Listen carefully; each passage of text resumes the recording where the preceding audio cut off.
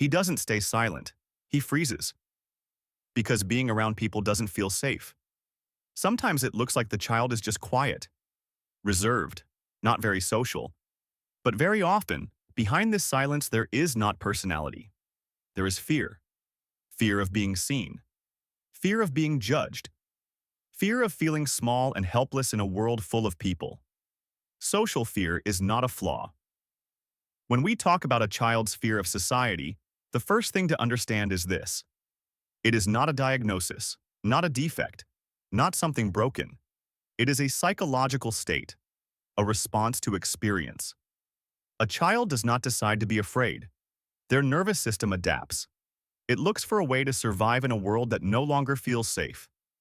How social fear looks from the outside, it can look very different. One child avoids games, stays on the side, doesn't speak. Another knows the answer, but freezes at the board, forgets everything. Another cries before school, complains of stomach pain, clings to parents. Sometimes fear is mistaken for laziness, defiance, introversion, or just a phase. But inside, the feeling is the same: tension. What is really happening inside the child? In a frightening social situation, the child's body reacts the same way an adult reacts to danger. Heart rate increases, muscles tense, attention narrows. The only thought becomes, how do I get out of this? At that moment, the child cannot think logically, pull themselves together, or behave properly.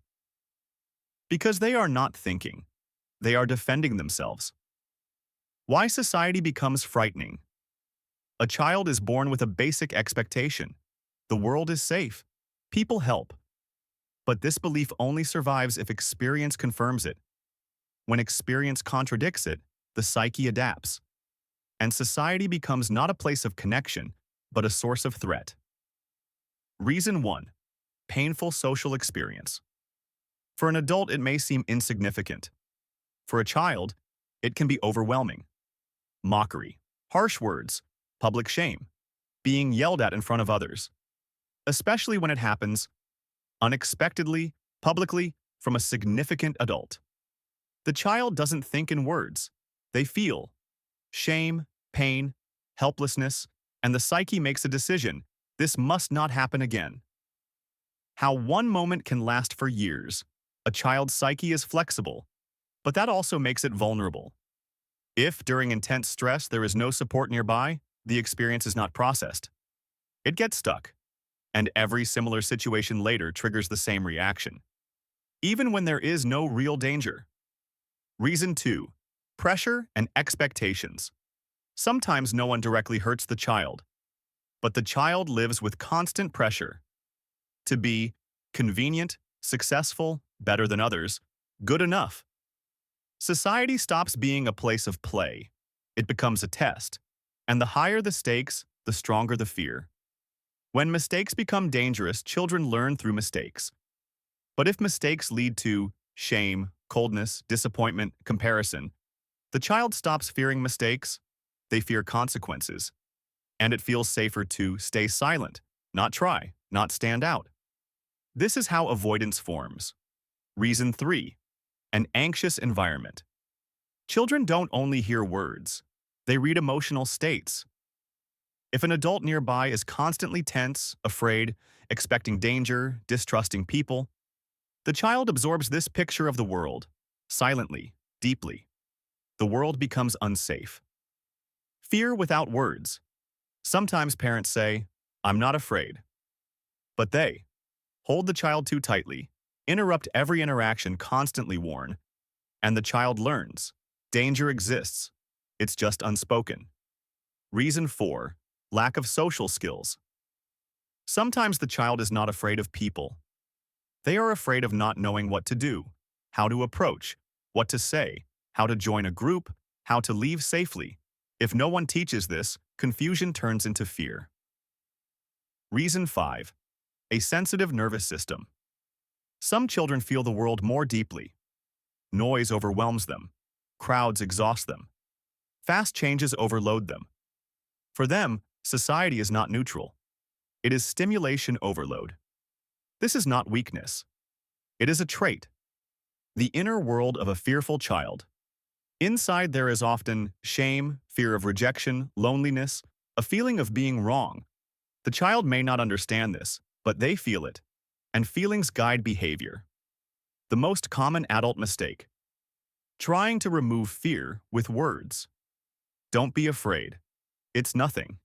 Everyone does this. For an adult, logic. For a child, invalidation. What the child hears is, your feelings are wrong, and they close even more. How fear becomes fixed. Avoidance once brings relief, the psyche remembers. Fear leads to avoidance leads to relief. Conclusion: avoidance is safe. This becomes a pattern. Why fear doesn't just disappear? Fear doesn't fade with time. It fades with new experience. Without new experience, it integrates into personality. I'm just like this. I don't like people. But it's adaptation, not choice. What truly helps, not pressure, not forcing, not comparisons. What helps is safety. A calm adult, acceptance, small steps, very small steps. The role of a safe adult. A safe adult is not perfect. They don't shame, don't rush, don't ridicule, they stay. And for a child's nervous system, this is everything. Acceptance is not encouragement of fear. Acceptance means, I see you. I believe you. You are not broken. Only then does fear begin to soften. Why shock methods don't work? Throw them into the water. They'll adapt. For a sensitive psyche, this confirms danger. Fear deepens. Choice reduces fear. Fear grows from helplessness. Choice returns control. Even small choices, now or later, with whom, how long. Skills before confidence. Confidence is not a starting point. It is a result. Skills create experience. Experience creates confidence. When help is needed, sometimes family support is not enough. That is not failure. It is care. A good specialist doesn't break, doesn't shame, doesn't rush. What happens if fear is ignored? It doesn't disappear. It changes form. In adulthood, it may look like avoidance, social anxiety, isolation, low self-worth. Fear and relationships. Fear makes closeness difficult. Fear of rejection. Fear of being inconvenient. Distance grows, even with loved ones. Fear passed down.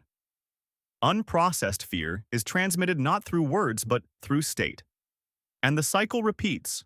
What support changes? With support, a child can grow. Sensitive but stable, careful but open, introverted but not afraid. Support doesn't remove sensitivity. It removes fear of being oneself. The main message: a child who fears society is not broken.